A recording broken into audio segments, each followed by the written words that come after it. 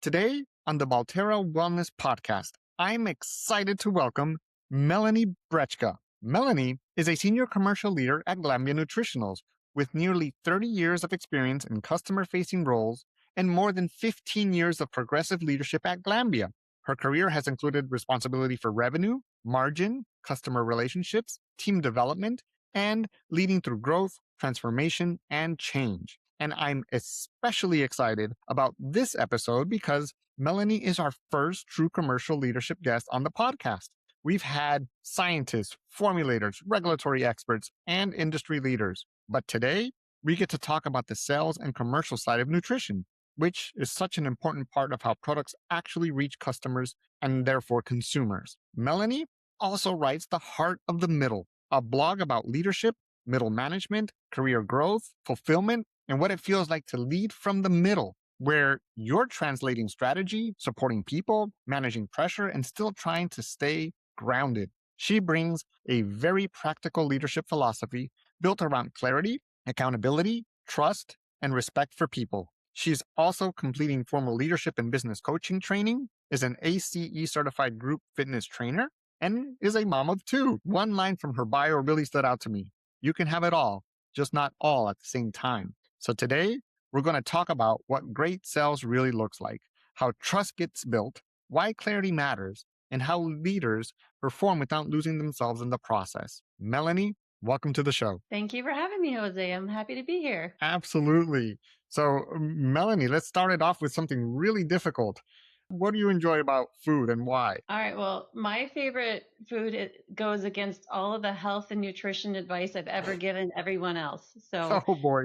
there is a donut shop in Ocean City, New Jersey called Dot's Donuts. And when I Okay. was little, I lived in the Midwest, and we would go to the East Coast for vacation with my grandparents. And my grandmother's name was Dot, and they would take me to Dot's Donuts, and they have the best white cream filled powdered donut, not a Boston cream, a white Right. cream, The that right you cream. will Okay. ever consume in your entire life. So much so that when my parents go to visit Ocean City every once in a while, they will get me a dozen for my birthday, and I will freeze them, and I will have one donut a week for 12 weeks in a row. And as long as nobody else in my family takes my donuts, I get to have 3 months of 1 week donut enjoyment. So that is my happy place. That is amazing. And how often do you get to eat all those donuts? Does your family? Sometimes once a year, sometimes they don't get down there for a couple of years.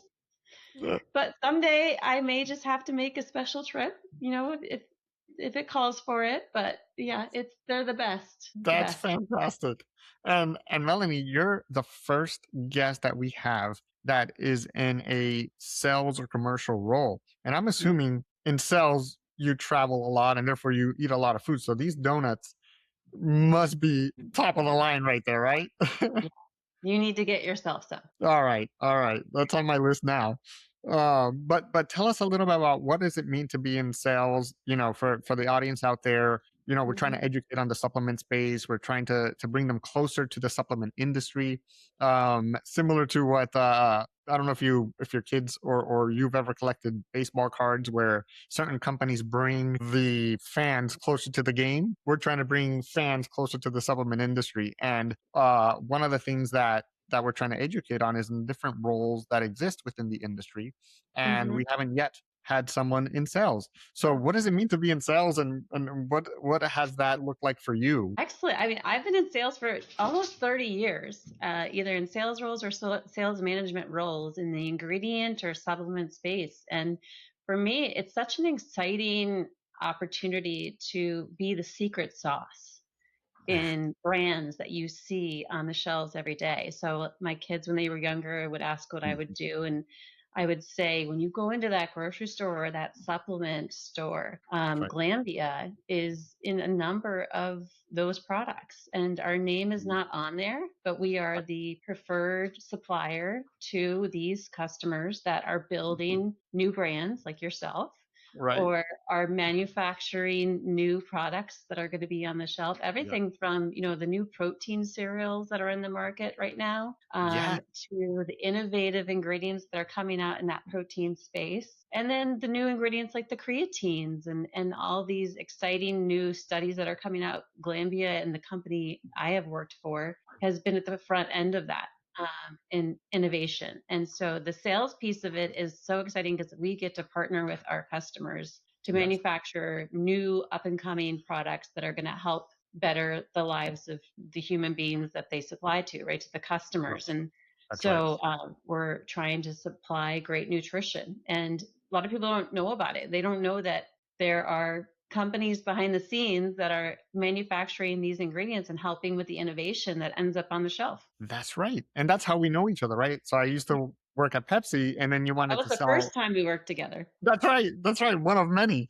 Mhm. And trying to sell from one company to another company that then puts a product into the consumer's hands. Right, That's a chain that consumers don't tend to see very often. They just see the name on the door, which would be the Pepsi door, right? right. And they probably Mm. think Pepsi makes everything that they sell. Right. And Pepsi does, but there are ingredients required to make that finished product. Exactly. And that traceability back goes beyond the Pepsi function or the Pepsi Absolutely. headquarters or entity. Yeah, but we are equally responsible for the quality of that ingredient and the Right. traceability of that ingredient and the supply of that ingredient. And there are a lot of ingredients that go into finished products. So it becomes a very complex process over time. That's right. That's right. Yes, and the number of products that you need to sell into a Pepsi of the world or the Keurigs of the world is vast. So how do you, as a salesperson, how do you get equipped to talk about the value proposition of either the ingredient or the solution, and what does that entail, right? Do you need to come up to speed on all the ingredients? How do you manage that? Like, are there teams that help you do that? What does it look like to sell a product when sometimes it's new or novel, and how do you talk about it? Yeah. So I say to my sales teams, you need to know just enough to be dangerous. All right. All right, I like that. Don't Yeah. have to be the expert in everything. We do have reliable team members that are the experts in those Yeah. spaces. We have product management teams, so they specialize in the products, especially the bioactives and the Yes. specialized ingredients that we Mm. manufacture. And we have proprietary processes on, so they represent the product itself. Mhm. We have market insights teams that come into our customers to talk about what's the white space in the market, with what opportunities are there with consumers, what's the demand for those ingredients. Mm. And then we have, of course, our quality teams and our research and development teams that all support us. So the commercial standpoint is really getting in the door, just determining where that demand is with the customer, what their problem is, Yeah. figuring out how to solve their problem, providing a solution around the problem where we can add value. And then once we've figured that out and we know how we can assist the customer, then we're going to bring in the teams that have the expertise around those solutions in order to find something that the customer needs and resolve it and be of value to them. Yeah, and that reminds me of my experience at one of your competitors. I worked for DSM, right? The bad word. That was a part of the career that we don't need to talk too much about. But Bad uh, decision in your case, but go ahead. we don't always make the best decisions. But but part of what I learned there was um, customer centricity versus consumer centricity, right? Two very different things. And Mm, customer centricity, there's a little bit more of an element, at least in my experience, of listening. What is the challenge that the customer has versus the solutions for that problem that you may have or not have? And right. many times there was an element of, well, let's just tell them about our solutions, whether or not they have that problem. And it was hard to connect those dots and actually get a sale, right? So in your experience, do you see some of that listening need, and how do you address that with your team? So I coach around listening to understand versus listening to reply. They're very, very Interesting. different. Okay. So listening to understand the customer's needs and their challenges versus listening to just try to fit what I have into their pocket. Yes. And the sale comes when there's a listening to understand. understanding what that Love it. is. Now, whether or Mhm. not we actually have a solution around that is an important piece of it because we may not have a product or solution to that. And to be honest with you, I have found the best relationships, and I think Jose, you were on the buying end and I was on the selling end, right? Is to be honest about that, to Yeah, understand and repeat what their problem is or what solution they need, and to say, we're really not the expert in that area for you. Let me recommend somebody who is. that's right. And in that moment, although that sale won't come through then, it's really impressive how the relationship continues. And then further down the line, there is an opportunity for that sale in a different time and space when there is a problem. So listening to understand versus listening to reply is incredibly important. I love that philosophy and I love how you teach that because it resonates. If I look back at those interactions and that experience, what I recall how I felt was that there was a high level of trust immediately, right? You're already saying, I may not have what you need, but we're here for you when you do because this is our expertise. And already the trust goes through the roof. And when someone walking the hallway says, you know what, who's got this ingredient or who would you think of if I needed to call for this? The first name that comes to mind where you got to talk to Melanie because, she offered these things. I don't know the product themselves, but I do remember that if you need to talk to somebody, you talk to Melanie, right? So Yeah. that word of mouth goes through the roof, right? And you've highlighted one thing that I think a lot of people have forgotten around sales and business, and that is that the relationship still matters. Yeah. So, in a time where AI is replacing a lot of these activities, the RFPs are automatic and we all enter stuff into auction items. It's your Yeah. price that matters. Oh, The truth is, at the end of the day, we're all still human beings and we still need to relate and have a relationship with people that we work with. So the piece for me is still so important to get in front of our customers, relate to them, hmm. play golf with them if they're willing to still. Do Right. things that build the relationship because if you don't trust someone or you don't have a level of trust, it's really hard to do business and know that you're doing good for each other. And so there has to Right. be that win-win there. And that relationship is still so important and it's becoming more and more undervalued in my perspective. But at the end of the day, it might end up being the only thing that's going to set us apart in the future of this AI environment. I love that as well, and I think there's an element of I learned there's a transactional relationship and then there's the actual relationship for business. And that Right. transactional one is cold. It's not fun. And there's only one direction down, right? Just give me the low the cheapest cost possible and Right. I don't care about anything else. Yeah. And there's something strong about that. And if AI is going to accelerate that, yikes. And the reason that feels off is because in that situation, someone's winning and someone's losing. Interesting perspective. Yes. So the supplier in this case would lose because you just have to give them the best price possible, or someone else is going to take your business. Yeah. So how do Mm, you function when you're losing? You yes. function in a space of protection, no trust, Mm-hmm. probably not great quality. Right. You pay for what you get. Yeah. So the ultimate benefit of a relationship is a win-win, Yeah. whether a customer wants to admit it or not. I absolutely agree with that. And how do we maintain that in a future where AI can decrease that, not increase that? I don't know. I know. Right? And actually you touch on this to change subjects a little bit is on your blog, right? The Mhm. Heart of the Middle blog. And first off, I used to read that religiously and I absolutely loved it. So there's that element of a feeling of a recognition of the other side that in business it gets lost pretty quickly, more so when you do transactional. So tell us actually a little bit about the blog because I think people need to hear more of this. And why did you start that blog? Yeah. It's the Heart of the Middle dot blog. And I started it because for most of my career, I have been in the middle management space. where I've been managing in the middle, right? A middle management Yeah. role. And I've had executives above me for, telling me what the strategy is and how Mhm. I'm responsible to make sure it happens. And then a team of people, I don't want to say below me, Yes. that Yeah. Yeah. with me that I like it. I am leading, not just managing, leading to try Mhm. and execute the greater strategy and be successful.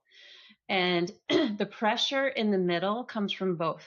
So it's like you're being squeezed Mhm. and you can lose sight of the day to day of what's really important. And that is that at the end of the day, we all want to make a number. We all have objectives to achieve, but we also have families to go home to, and we have relationships that we want to maintain. And there is a broader push from all directions when you're in the middle, not only because of the role, but because of usually the time and space that people are when they are in that role. Right. So they have young children.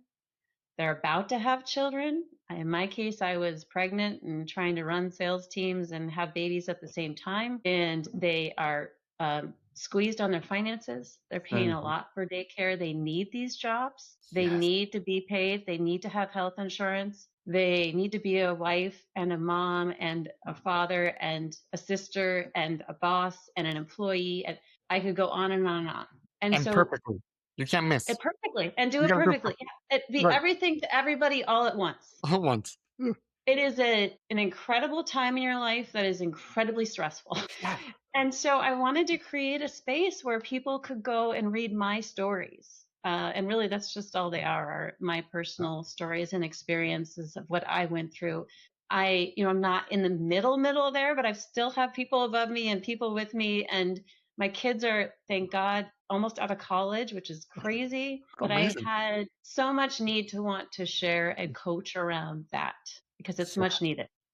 And I share that observation in the industry, and we've captured it a little bit in the book that Yelena and I wrote on corporate experiences, and we share our stories as well, by the way. So we believe in sharing your story and sharing our story and telling us your story. We want to hear them because there's an element of healing that comes through sharing stories, whether you're reading it and participating in someone else's, or you're sharing your own.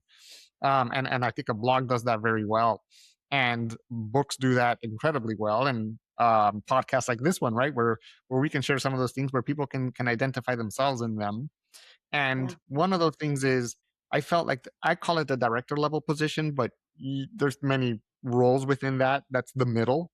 And I've always said that's the hardest job in the company. And one of the things I had to do as an executive, when I was an executive, is call that out for the directors on the team and acknowledge to them. I'm like, listen, from my perspective, directors or senior management is in the hardest job in corporate America because you have to understand and translate directions from above. And then you have to learn how to get out of the weeds because you've gotten to your level through your expertise. And now you're handing that expertise over to someone else, your team, and now you need to be a translator, and that's not what you signed up for. And here you are getting squeezed, like you said, from the top. And then the team is like, well, what are you talking about, and why are you micromanaging, or why are you doing my job, that level of difficulty. And I didn't put another lens that you just called out, which is the family lens, the financial lens of getting squeezed in that front as well. Wow, that's a really difficult thing to transition through, to get to where you're going. It's one of the main reasons that not only did I do the blog, but now I've started my own coaching and consulting LLC, the Heart of the Metal Consulting and Coaching, Great. around just that to support those individuals that are in those spaces, because it's an underserved market, and it's Mm, obviously a passion that I have around coaching in that area. Hi, I'm Yelena, R&D leader and co-founder of Endless Thesis. If you're curious how science, leadership, and real-world experience come together, check out Beyond the Lab Coats. It's more than just a book. It's a journey through flavor, innovation, and growth. Visit endlessthesis.com and start thinking differently today. Yeah. I love that. And I'm going to try to take something that heartfelt and bring it back to supplements if I can, but that's going to be a little hard. But Good here's how luck. Let's my do question. Yeah. it. So here's my question to kind of bridge that. right? In that headspace or in that moment in time when you're being squeezed left, right, front, center, and it's a really lengthy time in your career. It's not always just a short time. Do you use the philosophy of a healthy body as part of a way to get through that from an energy standpoint, from a recovery standpoint, and do supplements play a role in that? There's, if they don't, that's fine too, but how do you bring that Mhm. energy during a time when you need the energy, you need the support from your body not to break down, and how do you see that from the industry that we're in? Do we provide those solutions, or are we still short and not providing solutions in that space, because then we need to do something about that? You didn't pay me for this, but I've got my probiotic here, my All right. yeah, I probiotic. love And it. you didn't make me. I actually went and got this. So Okay, okay. to answer your question, it's actually a kind of a funny question because I have been in the supplement space now for 15 years, selling ingredients. And a Okay. lot of my friends and family will say, well, what do you use? And I would say, oh, I Yeah. don't use any of that stuff because I wouldn't know where some of it would come from. Oh, yes. Great Like answer. I know how some amino acids are made and it's not Mhm. pretty. And so I have in the past, and I think that this is going to transition more into kind of your products as well and the industry. There are a lot of consumers that want more transparency. I'm one of them. Mhm. And because I know how these things are produced and where they've come from, I am one of those too that wants higher quality ingredients. I'm willing to pay for it. Yes. And the research I've done with Balterra, but your company and so on, is that you're following that, not following the lead. I'd say you're leading the way around that. So Mhm. the transparency, I talk to my friends about these, and you've mentioned it on your previous podcast, these customized formulas that have a name, but they don't tell you what's actually in them. Proprietary How blend. I'm very much against that because it's a secret sauce and I don't know what I'm putting in my body. So to answer your question, in the past, I really haven't used supplements, which my family thought is pretty funny, but now Sure. I'm getting to a place where I'm more comfortable with it. And as I age, I'm 50 Mhm. now, it's not a secret. I need to supplement some things in my life, obviously, with the way that my body is changing. I do work out. I have my ACE certification, in That's group right. fitness. So I do enjoy doing fitness and working out every day. I make myself get some kind of exercise. I lift weights. But from a supplement standpoint, I try to get all my protein. I Yes. have to have 110 grams a day, which is not easy. That My is easy. probiotic, which I've got, my Yes. creatine, which I have of yours as well. All right. And I pair that with creatine and taurine to really Mm, help with some of my muscle so, development. And so I do that. And then for me, I know the most important thing for me is sleep. mm, And sleep, I think, is also another underrated yes. thing that is incredibly important. I'm addicted to my Aura ring. Like my husband doesn't even ask me how I slept. He just asks what my score was. Wow. So Okay. he knows that if I don't have a good score, my day is not a good day. I Yes. require 8 to 9 hours of sleep a night. It's crazy. I Most wish I did. humans do. Most I humans know do. I wouldn't say people just make you. fun of me all the time because I'm in bed by 9 o'clock, and Yeah. and I think it's underrated. It's really important to me. I have to have my sleep. Agreed. 100% agree with that. And I'm not a follower of that myself, to disclose it. I'm part of that Well, hustle you have four culture. young kids and you're running a company, and it's Look, I got 6 kids. I have four, but two are company, so six. But the idea is, I advocate for sleep. I advocate for rest. And it's not just a physical thing; it's also a mental thing, and it's not easy. People need to balance that out. And I want to show a little bit of the way, if I can, to say, look, it is possible. You can have 4 kids. You can have a working spouse. You can do all these things. It is possible, but there are some sacrifices, and I haven't gotten it perfect all at the yet. same time. Yet, but I am working to make it perfect and see, how do you get there, right? How do you show the ways for others to understand that it is possible? And I am lucky. And I think the next subject is, I'm lucky because I'm in a society where if I were to do something like father my kids, people give me a high five. And they're like, oh my goodness, you are doing so much, including being a dad. I'm like, how many people have told that to my wife? Not Right. many, right? Not many. And a lot of people, when they heard my wife was going back to work, they said, do you need help? Do we need to do like a food train for you? And I'm like, how many people are going to do a food train for a mother that is where her spouse is working, right? I'm like, there's something disconnected here, Right. and I think you speak to a lot of that in your blogs and in your writings, which is the woman aspect of all of this. And Hmm. how have you been able to manage that um, difference, right, in the workplace, that I've had to even learn a lot on how to manage people and not make decisions for them, trying to help them, thinking I'm Right. trying to help them, when in reality I'm just taking a decision away from them, and that's not cool. So, No. Yeah. how has that played a role in what you're trying to do with your career, and how has that manifested for people to understand the realities of just life? Yeah. I had a moment in time where I thought I could have it all at the same time. Yes, And great quote, by the way. yeah.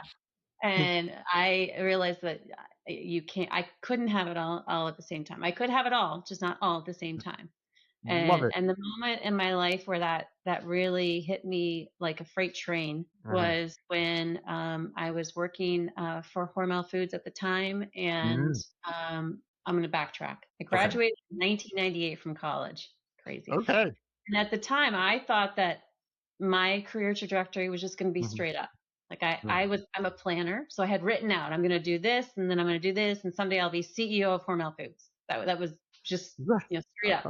Yeah. And I had got married and I had two kids, two boys, and everything. I was getting promoted along the way, and I was the national sales manager at Hormel Foods, and so I was well on Mm, my way to becoming CEO in my mind someday. And then in 2009, my oldest son was diagnosed with epilepsy, mhm, and had went into epileptic seizures. 2010, I was in Austin, Minnesota at a meeting when he had a severe seizure, and I mm, was not there. And in that moment, I could not pursue my career the way I wanted to and yeah. also be a mom, not at the same time.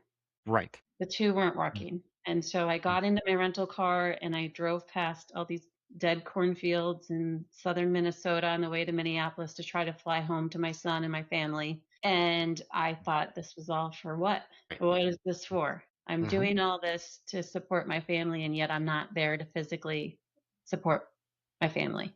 And so I got home after that and I resigned after 13 years at Hormel Foods, and left my executive role to go to Glambia. Thankfully, I had someone that had left previously and was an advocate and offered me the opportunity to start my career all over again as a Wow. sales rep in my basement with a folding chair and a table, and build the Glambia East Coast business from nothing because it was a West Coast business at the time. Okay. The premixed straight ingredient was just West Coast. Okay. And thank God he found a way to pay me the same amount of money I was making at Hormel to do that Wow. and support my family and health insurance. And so my career, instead of going like this, went Mhm. like this.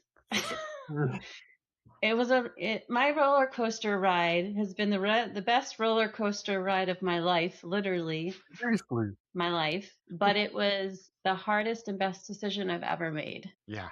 that I knew I couldn't in that moment have them both at the same time. Yeah. And so I built my career again at Glanbia. I've only been with two companies in 29 years. Built my career again, and I was there for every doctor's appointment and every sporting activity and every event that both of my young boys had, and I wouldn't change it for the world. Yeah.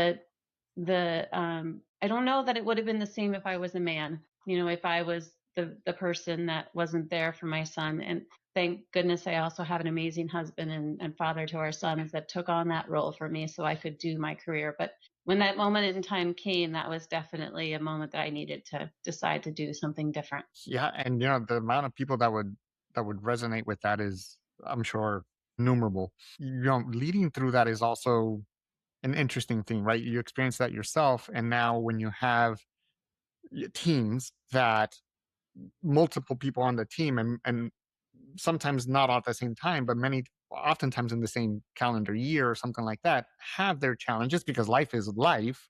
You have a business pushing you to deliver, and then you have team members that are living life and want to know that you as a manager and or the company have their back. That balancing of, I need to deliver for the business, I don't have a full functioning team because A, B, or C reasons in life. And how do you give them that grace and balance the needs of the business, right? That's a very tricky thing to do. And Yeah. again, mostly directors and middle management deal with it, but also executives as well. So, how have you seen your ability to even manage that based on your own experiences, right? And to bring that empathy, which sometimes is missing in management. And not to call out any names, but to really say that management sometimes lacks that empathy. And how do you bring that to the table when your business is demanding you to deliver? So there's a couple of things there. I believe that the corporations have it wrong because they Think, focus on they are only focused. I shouldn't say they. Most companies well, are only focused on the bottom line. Get me the bottom line. Get me the bottom line, and it's incredibly important. I mean, we all have jobs because we achieve a bottom line. However, I believe that the investment of time and effort should not be on achieving the bottom line. That investment of time and effort should be in the people that will achieve the bottom line. that's right. And those people, if you are empathetic, vulnerable with them, if you collaborate with them, you're passionate about what you get to do together, Hmm. those things will achieve the bottom line. It almost comes automatically as a result of Right. the collaborative passion that you have for each other and for the work that you're doing together. So if Yeah. you can have that trust and that vulnerability with your team, the amount of time and effort that they will put in beyond the 9 to 5, not because you ask them to, Right. but Because they're because happy. they want to, Hmm. is immeasurable. And the quality of work that they do in that time frame is significantly better than the quality of work that some employee does that's unengaged, stressed, unsupported, Hmm. angry. I mean, I could go on and on about what can happen in an environment where you're not supporting your team members. And That's that's right. when you don't make the bottom line. That's when things don't get done. Mm. So the focus needs to be on the people and not on the end product because the people achieve the end product. And so an example of that is I had an employee one time that is still very close to, she left Glambia, but she was out and on maternity leave and had her maternity leave coming up as far as coming back to work. And I chose to fly down there to work with her for the first 3 days after she came back from maternity leave in her kitchen and held her baby and ordered her food and had it delivered and then took her out for a nice dinner with her husband and I paid for the babysitter and I got involved in a way that showed her that not only was I excited about her coming back to work, I was excited about the new addition to her life and how this was going to transition her from a working individual to a working mom, Mm. and that I was going to be there to support her in that. And so I try to continue to do that. I don't know that I don't think I've had anyone have a baby recently, but I would do it again.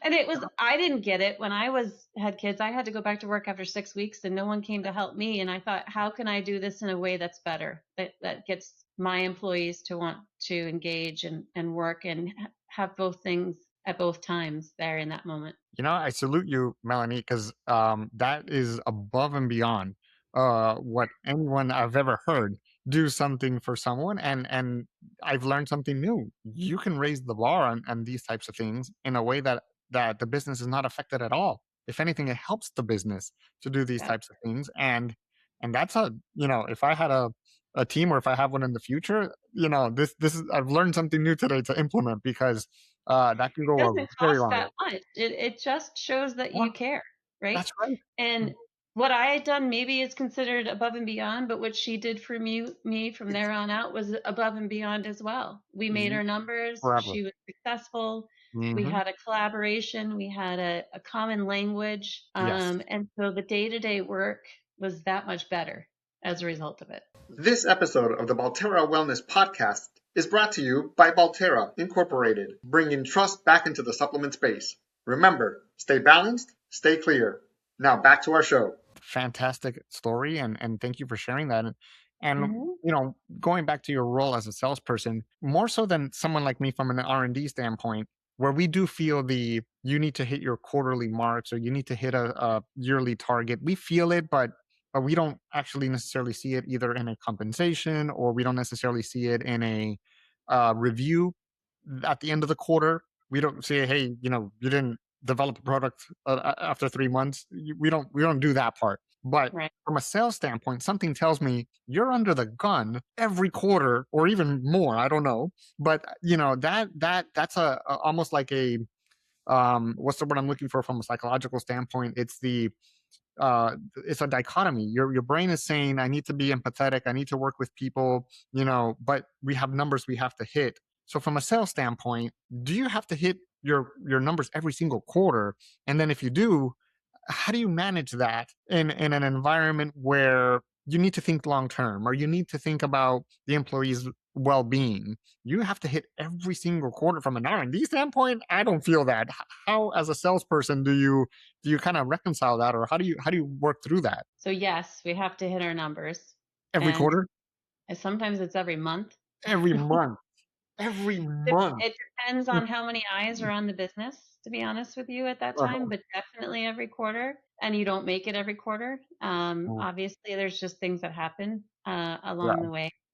Um, so when it comes to that, what I really say to my team is it's important to know what other value you add to the Mm, company, because no one mm, is going to make their number every single time. So what mm. other values do you bring and add to the company that justify keeping you around, right? Like, why would they want to keep me around if I'm not making my numbers? Thankfully, in most cases, every year, I'm almost always making my numbers. But it's a dichotomy. It's 100% is. And that's why I say I just don't feel like, as much as the number is important, Mhm. it's not where I focus my time. It has to happen, but my time, if I focus it in the right time and space with my team, it will happen over time. We will make the number. If I Exactly. just look at the number, the team gets lost in the picture of it all, and they are the ones that are achieving the number.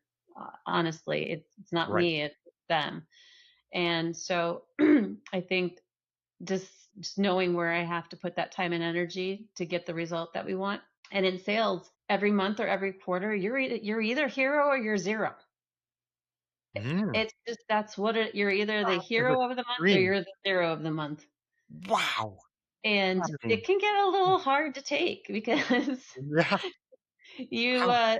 you're either a winner or a loser. And Oof. so you have to put on a pretty tough skin and let things roll off your back many times.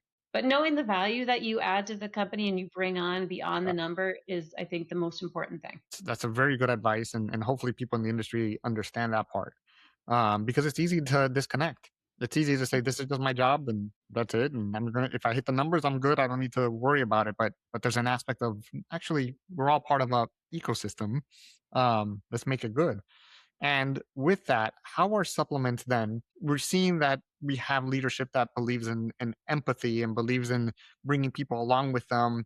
We have people who want to do right with the science and bring efficacious products to consumers. So the Goodness. industry, in my opinion, still has a black eye. People still distrust the supplement industry space. And yet there's a lot of us who are trying to work really hard Hmm. to show everyone that that's not the case. You don't need to be dubious about a lot of the industry. There are some that like you said, you know where it comes from, and it's not helping us in any way.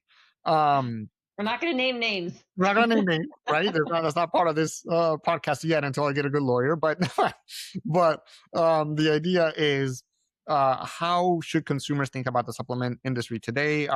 Should they be comfortable with where we're going and what we're doing, or in your perspective, do they need to do their research, and do we need a little bit more? I'll call it oversight, but in reality, it's more there's plenty of oversight and regulations. It's actually enforcement of them. Yeah. So how are you seeing the supplement space from your standpoint and from your vantage point of the many business that you have done in the past? Are we in the right direction? Is the supplement space in a good space for consumers, or where do you see it? I think it's getting a lot better. Mm, And again, you didn't pay me to say this, but I think companies like Balterra coming out with the background that you have and knowing that there needs to be more transparency and better right. ingredients is a really big piece of it. like I mentioned, I have so many friends that want to take more supplements or Right. want to be able to supplement their needs, but they don't understand it, Mm-hmm. or they understand it so much that they don't want to take it Yes. because they have been taught or told that these are not reliable sources. They're not clean ingredients. They're not transparent labels. Right. And so there are very few companies, and there's probably 2 or 3 I could name that have transparent labels that Right. don't have these secret sauces in them, and that they are as clean as they possibly can be. And so I recommend those to my friends that want to take those. But there is absolutely a need for it. Like there are supplements that we need. There are things that we can't possibly get all the vitamins and minerals and the benefits of amino acids and things that we need to take all just from food. I would be eating 7 days a week, 24 hours a day, and I don't have time for that. Right. To get all that, besides the grocery shopping and all the things that have to happen. So That's right. Exactly. there's a supplement space there that needs to happen, but I think the industry overall needs to continue to work on doing podcasts like this where we can educate consumers with the truth and reality of what's available to them, how to read the labels is a really big thing. What do the labels mean? Yeah. And in different times in their lives, what do they need more of and less of? I think the supplements industry's also tried to be everything to everyone, like one thing. Like we've talked about studies that have been done in men that they apply to women, right? And how ridiculous that is. And they try to be everything to all individuals, and that's just not the case. The amount of creatine that I need to take is not the same amount of creatine that a guy that's trying to compete in the Olympia needs to take. But there's very different. I don't think the industry has gotten into it enough, and we need to be more specialized in how we are advising individuals what they need so that they feel more comfortable that this is what they need for their bodies and their time in their life, whether they're male or they're female. Very different. Fully done, right? There's no washing. There's no um, only for a specific population. And now we're trying to tell other populations that they can take it, but the science isn't there. And reading labels, that's a big one. And, I've started a little bit of that. That's hard to do. But for example, in probiotics, do you have the species, genus and strain? Do you have all of that? And if you don't have it, why? Are you using the right ones or not? But consumers don't know that. So bringing that education is the difference between prebiotics and probiotics. probiotics. What's the difference? Because And the general postbiotics. consumer doesn't know the difference, right? And maybe they shouldn't need to know the difference. But do you need to take both? Do you only take one? Is one better than the other? Do you take it with food? Is it, there's all kinds of things in education that we could do around it. And the more we can educate, the more comfortable consumers will feel about taking them. Yes. You just gave me the next educational video to do. Prebiotics, I can't wait to see it. probiotics, postbiotics, all three. We'll talk about them. Good. And Eric, this is your time now to ask questions, because Eric is learning a lot from all of these podcasts on the supplement industry. So he's got some interesting questions as well. Stuff that I wouldn't think, people think about. And he comes with some doozies. So Eric, no pressure. Any questions for Melanie? Bring it on. Melanie, I wanted to ask you, how do you build a business from zero on the East Coast while raising a family? That sounds incredible. How did you do that? Well, I had a good team to start with. So when I came on, I had a couple of individuals reporting to me that I started with. And so that the team was essential to that. I would say the biggest thing around that is, women in business in particular try to be everything to everybody. And I realized very quickly that I couldn't do that. And that wasn't a weakness of mine. I have it next to me here, a Clifton's Gallup strength assessment, which is a way for individuals to assess what their strengths are so that you can lead through your strengths. Yeah. My strengths are, it says here, my strengths are relator, arranger, achiever, activator, but I have no strategic strengths at all in my entire top 10. I'm not a strategy person. I am a doer. I'm a checklist maker and a relator, which is good for sales. That's right. So the way that you do that and you build a business like that is you surround yourself with people that will, I guess I could say, hold the legs of the table while you sit at the table Yes.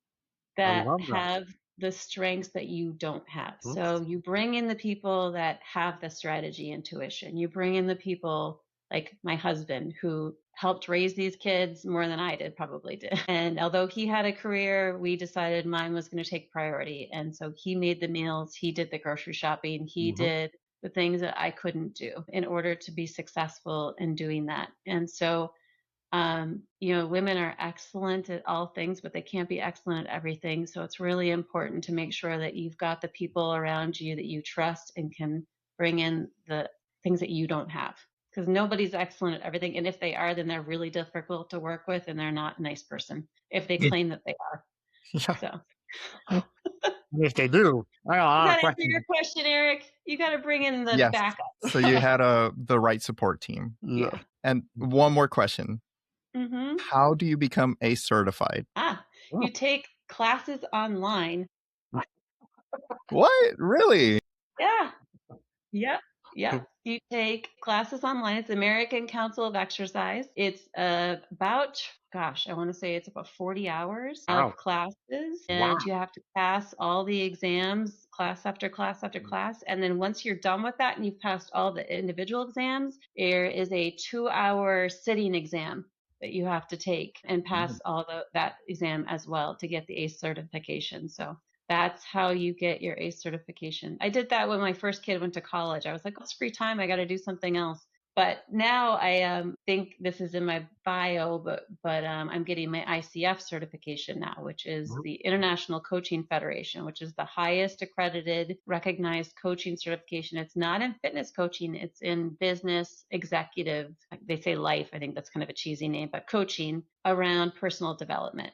And that is where I plan to spend my future efforts in focusing on helping individuals, mentoring, coaching individuals around career and the executive leadership. And how can we help those in the middle? And then how can we also help those that are leading those in the middle? How can executives learn to support those in the middle in a better way to get the most out of their teams and ultimately make the bottom line, right? Achieve the bottom line. But to focus on how do you manage and develop those people in a way that they can be successful.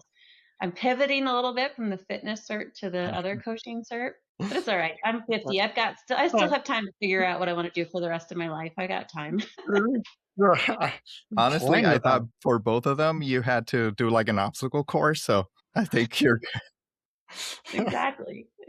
Yeah. Great And then enough. I also have this other great role that I love with Glambia, and it ties in well because I get to coach and lead the team that I have with the sales team at Glambia.